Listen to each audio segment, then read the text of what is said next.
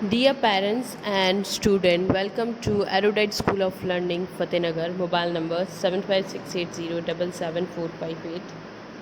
Class 7, Subject History and Civics, Chapter number 4, Lecture number 4.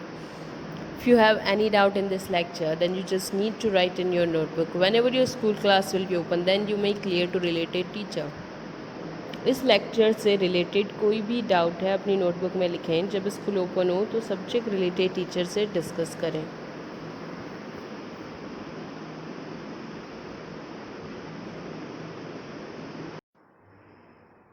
Page number 36, Balban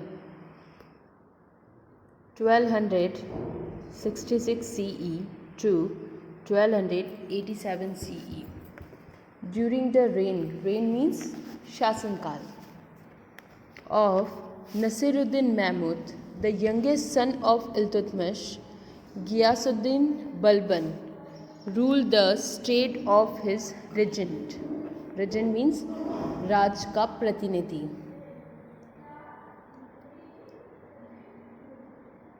Okay. After Iltutmish, who is the next?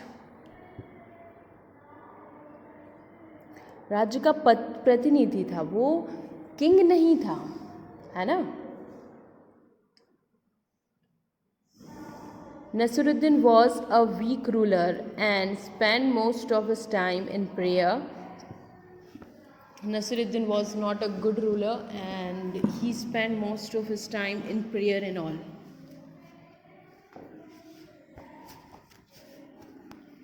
After Nasiruddin's death, Balban declared himself as the Sultan of Delhi. Okay. So Naseeruddin की death के बाद में next वहाँ का सुल्तान कौन बना था? Balban. During his reign, Balban ruled with an iron fist. Iron fist means बहुत स्ट्रॉन्ग कंट्रोल था उसका. आयरन फीस्ट का मतलब होता है कठोर नियंत्रण, एकदम कमांड अपने हाथ में रखना. He broke up the Chalgani, the most important group of 40 nobles in the court. He tried to establish peace and order in the country.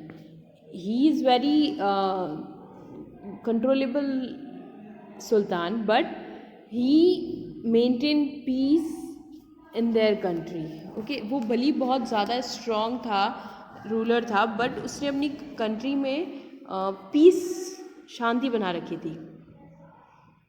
The revolts of Jats and Rajputs were brutally means बेरहमी से या बुरी तरह से. Crushed by Balban. So means in our country the Jats and Rajputs were crushed by Balban. Balban ने उनका भी बहुत नुकसान किया. In order to protect the empire from Mongol invasion, he built new forts. Yes, he built new forts to protect India from Mongol invasion. He also repaired old forts between the area around the river Indus and city of the Delhi. Okay, he also repaired some old forts which is near to the Indus river and in Delhi city. तो बलबन ने क्या किया? सबसे पहले जाट और राजपूत जो थे उनको बहुत ज़्यादा वो अपनी धीरे धीरे अपनी कमांड बढ़ा रहा था. इवन अजमेर तक भी मुगल्स आए थे, है ना.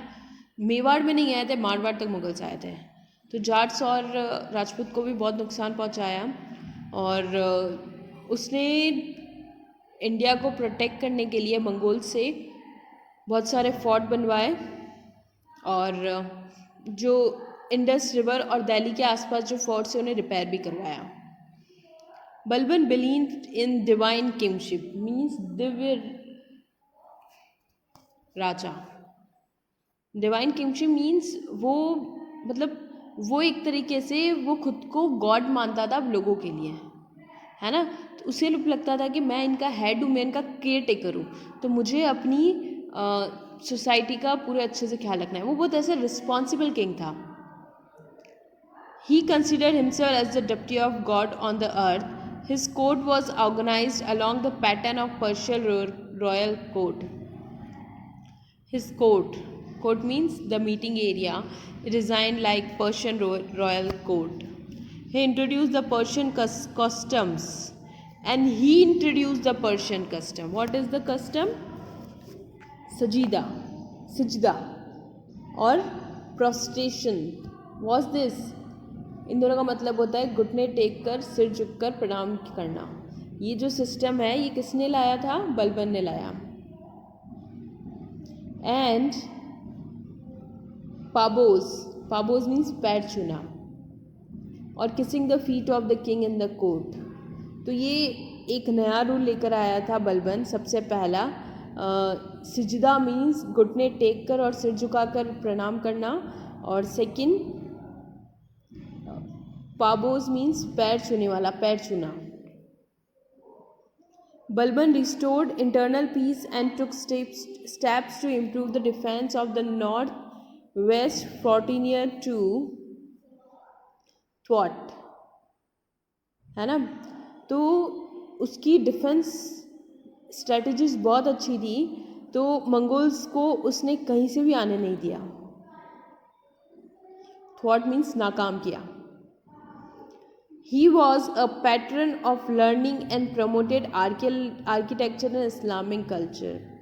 Yeah, obviously he promote architecture and Islamic culture because वो इस्लाम था, तो मुग़ल था, तो वो इस्लाम को ही ज़्यादा और ज़्यादा प्रमोट करेगा. His successors were weak, incompetent.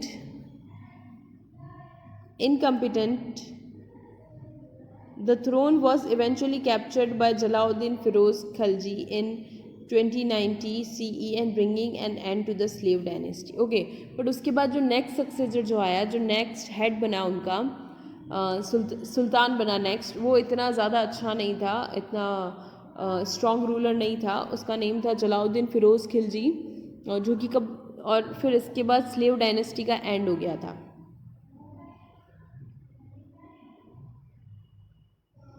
Connecting past with present.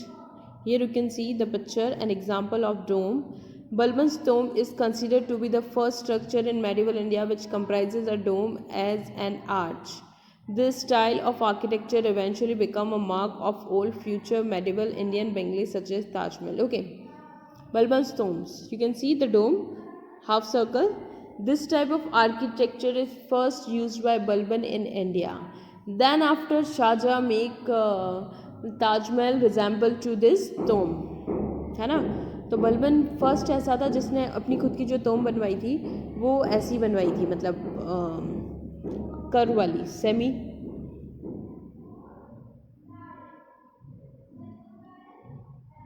Circle और डोम शेप की. Now you can see the ruins of Balban's tomb. अब ऐसा है उसका tomb. Now, nothing much of the significant dome of Balban's tomb remains today. The structure is in ruins with grass growing from the remaining walls. It is situated among the ruins of Mehrauli Archaeological Park in New Delhi. So it is situated in Mehrauli Archaeological Park in Delhi. Delhi में situated है उसका tomb, but अभी इसकी हालत बहुत बुरी है. Tomb of Balban in New Delhi. Here you can see. This is the place. But actual में क्या है, पुराने लोगों ने इतने सारे फोर्ट्स और मॉन्यूमेंट्स बना रखे थे, तो आज की डेट में गवर्नमेंट को उन सबको मेंटेन रखना थोड़ा मुश्किल है. Comparative history.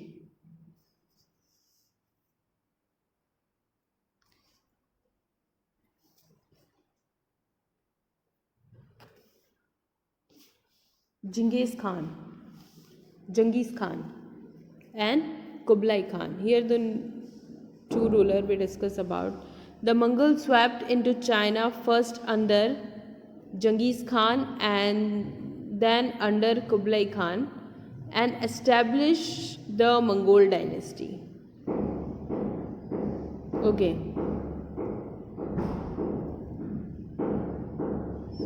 मंगोल्स जो हैं वो सबसे पहले चाइना में आए थे. ओके, और वहाँ पर उन्होंने जंगीज़ खान और कुबलाई खान इनके अंडर अपनी फर्स्ट डायनेस्टी स्टार्ट कर दी, जो कि थी Mongol dynasty, rename as Yuan dynasty from 1271 CE. that ruled between 1206 CE and 1360 CE. Genghis Khan, originally known as Temujin. What's the name of Genghis Khan? Temujin. Was born in 1162 CE. He formed a disciplined army from a group of unruly Mongolian tribes. Okay basically वो उसका birth तो ये 1162 में हुआ था, but वो army group में रहता था and almost single handed created an empire that extended from the Pacific coast of China to the Adriatic sea. He died in 1227 C. ठीक है, उसने काफ़ी जो एरिया था उसका किंगडम का एम्पायर का उसने कितना उसको एक्सपांड किया था पैसिफिक से लेकर एरिएटिक सी तक. Okay, now we discuss next Kublai Khan. Reign 1260 CE to 1294 CE. The grandson and the greatest successor of Genghis Khan. Okay, who is he? Kublai. He is the grandson of Genghis Khan. Completed the conquest and unification of China. Unification means संधि. उसने China से संधि करी. It's a kind of partnership. His reign witnesses the Mongols' most remarkable military circles in success. The subjugation means parajay of the southern Song dynasty of China, and simultaneously साथ साथ the greatest military fiascos,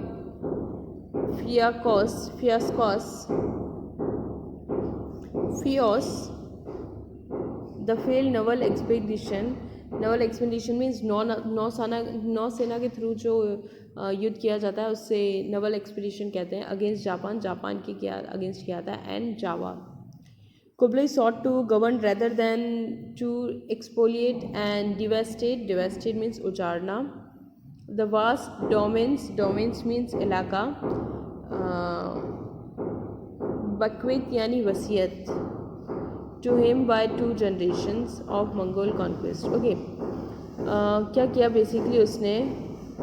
सबसे पहले तो वो China से संधि करी और वहाँ पर भी जीता.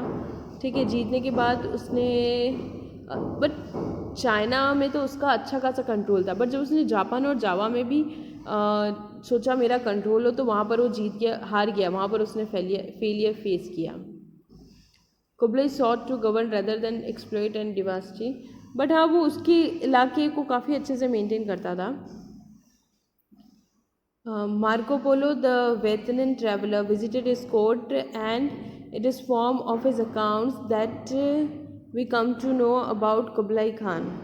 Achievements in extravagant, Fizul Kharch and summer place,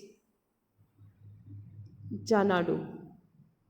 fine, ये भी ठीक है, काफ़ी कुछ इसने अच्छा किया है, अचीवमेंट्स किए हैं. बट यूजुअली ये जो नेक्स्ट जो यहाँ हमने डिस्कस किया जंगीज़ खान और कुबलाई खान, ये चाइना से रिलेटेड हो गया. वहाँ पर चाइना में इन दोनों ने रूल किया था.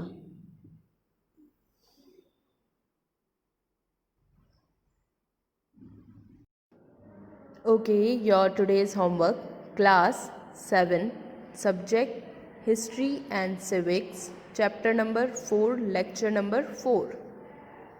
होमवर्क. Word meaning. रिजेंट राज्य प्रतिनिधि मीन्स जैसे फॉरेन मिनिस्टर होते हैं ना, उसी तरह राज का प्रतिनिधि होता है जो सारी चीज़ें हैंडल करता है. दूसरी पार्टी से सबसे पहले जो भी बात करनी होती है, डिस्कशन, फर्स्ट मीटिंग होती है राज प्रतिनिधि के साथ.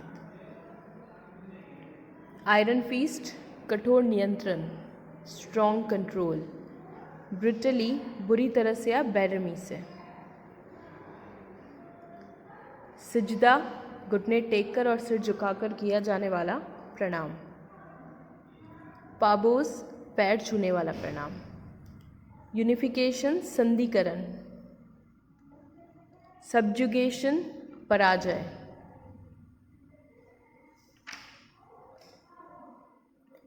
बेक्वेथ वसीयत.